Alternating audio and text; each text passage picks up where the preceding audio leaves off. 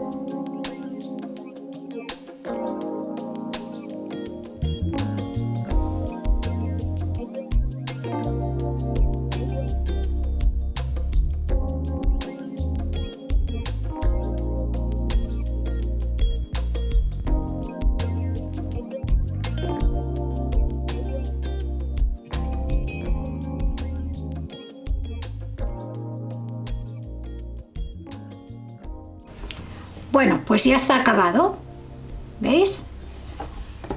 Ha quedado muy bonito, muy fino para mi gusto. Y bueno, y es una cosa que es facilita de hacer y bueno, pues no sé, para regalar a una amiga, para un cumpleaños, incluso para el Día de la Madre. Es una cosa que está muy bien y que es facilita de hacer. Y bueno, si no queréis ponerlo así, pues esto os da ideas. Aquí en vez de un corazón, pues podéis poner una letra. Es una cosa para daros más ideas.